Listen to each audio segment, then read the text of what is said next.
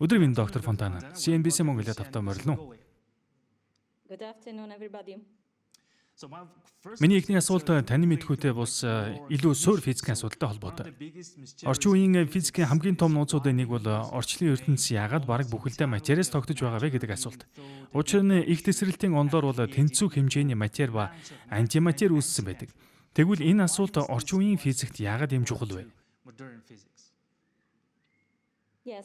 Тийм ээ, үнэхээр энэ бол CERN-ийнх туршилтуудаар хариулахыг оролдож байгаа хамгийн чухал асуултуудын нэг ээ. Их тесрэлтийн загвараар бол ижил хэмжээний матери антиматери үүссэн гэж бид үздэг. Гэвч бодит байдал дээр 1 тэрбум антиматерийн бөөм тутамд 1 тэрбум нэг материйн бөөм үүссэн юм шиг харагддаг.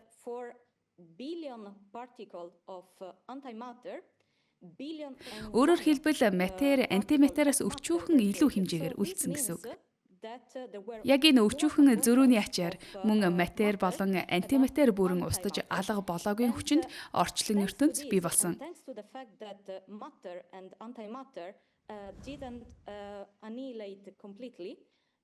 Тиймээс одод гаригууд эцэст нь бид өөрсдөө хүртэл энд сууж энэ тухай ярьж байгаа нь матери ба антиматерийн энэ тэгш бус байдлын ачаар л гэсэн үг. Энэ зөрүү яагаад үүссэн бэ гэдэг асуултад одоо CERN-ийн туршилтууд хариу хайж байна.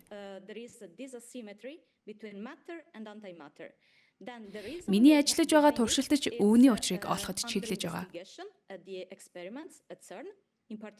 Одоогоор бидэнд хэд хэдэн боломжит тайлбар бий. Тэр тамгуудыг туршилтын өгөгдлөөр нягтлж байна. Үүнийг CP зөрчил гэж нэрлэдэг. Үнэхээр сонирхолтой сонсогдож байна. Эрдэмтэд сансарын туяаг ихэвчлэн орчлын ертөнцөөс ирж буй илж гэж нэрлэдэг. Тэгвэл тэдгээр нь орчлонгийн үүсэл хувьслын талаар бидэнд өөр ямар замаарч олж мэдэх боломжгүй ямар мэдээлэл өгдөг вэ?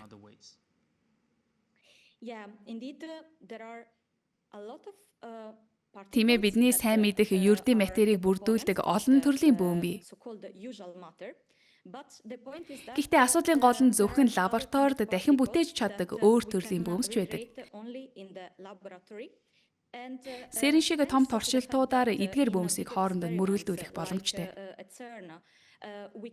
Ингэснээр бид өөр төрлийн бөөмсийг үүсгэж, орчлон ертөнцийг захирч байгаа хуйлуудыг ойлгохыг хичээдэг.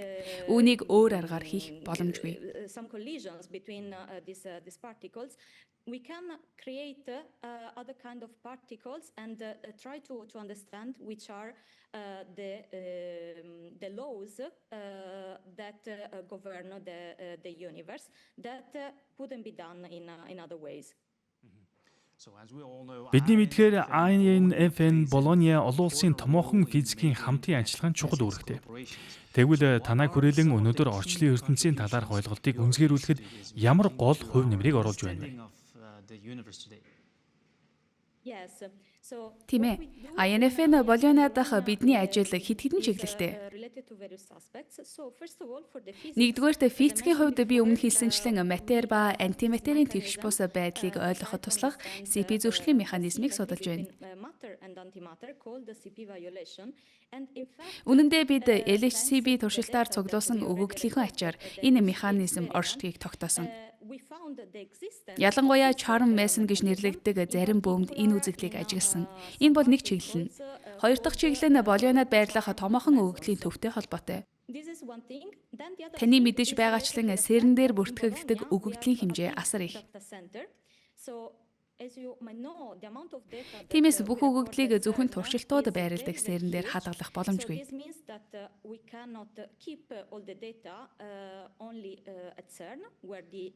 Тиймээс дэлхийн олон цагт хуваарлсан тооцооллын систем ашиглах шаардлагатай болдог.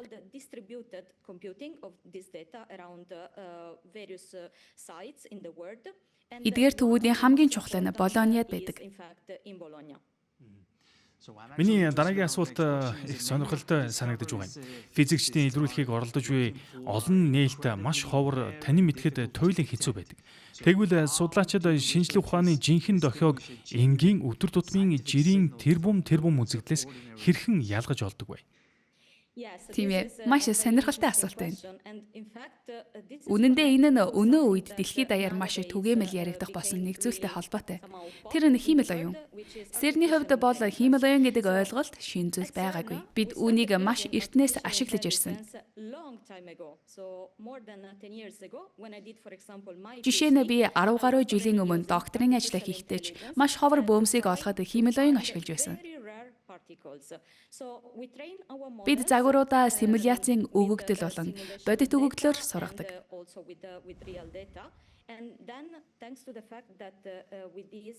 Тэгээд эдгээр хэрэгслийн тусламжтайгаар фон буюу хамааралгүй өгөгдлийн ихэнхийг шүүж чаддаг. Ингэснээр маш ховор дохионы үйл явдлыг олох нь хамааргүй. Ингэснээр маш ховор дохионы үйл явдлыг олох нь хамаагүй амар болдог. Ирэх 10 жилийг харахад таны хамгийн их хүлээлт тавиад байгаа бөөмийн физик эсвэл астрофизикийн ямар нээлт байгаа гэж та бодож байна? Юуны өмнө матер ба антиматерийн тэгш бус байдлыг ойлгох асуудалд би хамгийн их төвлөрдөг. Энэ бол миний амьдралынхаа ихэнх хугацаанд судалсан сэдэв. Гэхдээ мэдээж бөөмийн физикч тэр, ер нь физикч тэр өөр олон том царилт бий. Үүний нэг нь жишээлх юм бол dark matter буюу харанхуй материйг ойлгох асуудал. Үнэн дээр энэ зүйл оршдгоо гэж бид үздэг. Учир нь галактикуудын хөдөлгөөнийг харахад зөвхөн бидний мэдэх матер хангалтгүй. Өөр ямар нэг зүйл байх ёстой мэт харагддаг. Гэвч одоогоор үүнийг тайлбарлах үеэс боломжит бөөм бидэнд хараахан байхгүй байна. Тиймээс бид астро бөөмийн туршилтуудтай хамтран CERN дээр ийм шин төрлийн бөөмийг хайж байна. Ярилцлага маань төгсгөл рүүгээ ойртож байна л да. Тиймээс сүүлийн асуултыг асууя. Өнөөдрийн орчин үеийн шинжлэх ухаанд жинхэнэ өөрчлөлт авчирч буй change maker-уудыг та хэрхэн бас хэн гэж тодорхойлж байна вэ?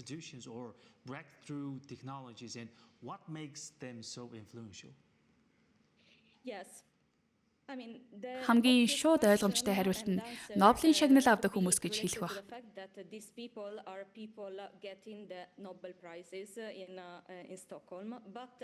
Гэхдээ бодит байдал бол өөр. Өнөөдөр шинжлэх ухааныг ганц нэг хүн хийдэггүй. Үүнийг олон эрдэмтний хамтын нийгэмлэг, хамтын хүчээр урагшлуулдаг.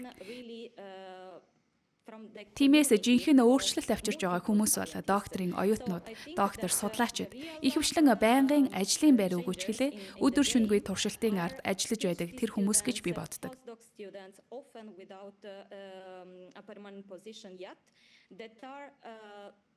Тэдний хөшигний ард хийдэг ажил үнэндээ гол ялгааг бий болгодог.